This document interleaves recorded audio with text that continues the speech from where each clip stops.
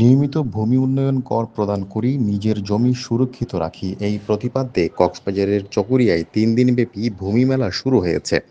এই উপলক্ষে রবিবার সকালে সহকারী কমিশনার ভূমির কার্যালয়ে চত্বরে বেলুন উড়িয়ে মেলার উদ্বোধন করেন চকরিয়া উপজেলা নির্বাহী অফিসার মোহাম্মদ আতিকুর রহমান। পরে জনসচেতনমূলক সভা অনুষ্ঠিত হয়।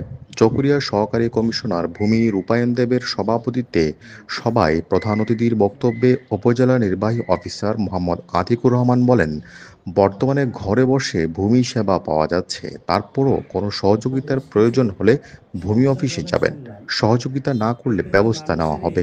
এখন আপনি যদি ভূমি উন্নয়ন কর আপনার মোবাইল ওয়ালেট থেকে পরিশোধ করেন এবং সেই পরিশোধের রসিদটা যদি আপনি অনলাইন থেকে প্রিন্ট কপি সংগ্রহ করে রাখেন, আপনার তো ভূমি অফিসে আসার দরকার নাই। আপনার তো এই যে মিডল ম্যান বললেন, যেটা তাদের দ্বারস্থ হওয়ার কোনো প্রয়োজন নাই।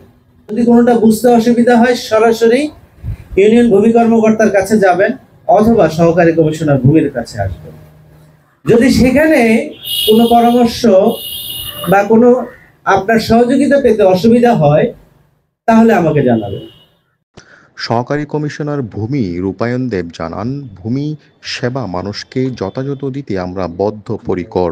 এই ভূমি অফিসে গণশুনানি শুধু 3 দিন হয় বিষয়টা তা না, এখানে প্রতিদিনই গণশুনানি হয়।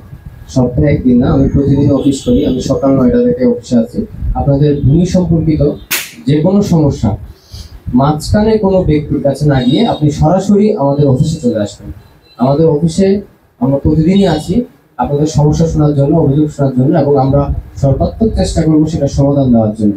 এতে অন্যান্যদের মধ্যে বক্তব্য রাখেন চকরিয়া উপজেলা প্রাণী সম্পদ কর্মকর্তা ডাক্তার আরিফ উদ্দিন, উপজেলা মৎস্য কর্মকর্তা আনোয়ারুল আমিন, উপজেলা ভারপ্রাপ্ত কৃষি কর্মকর্তা শাহনাজ ফেরদৌসি, থানার ওসি তদন্ত মোহাম্মদ ইয়াসিন মিয়া, চিরিঙ্গা ইউনিয়ন ভূমি কর্মকর্তা মোহাম্মদ আবুল মনসুর, বিএনপি নেতা মোহাম্মদ সোহাইবুল ইসলাম সবুজ, চকরিয়া প্রেস ক্লাবের সভাপতি এম ওমর আলী।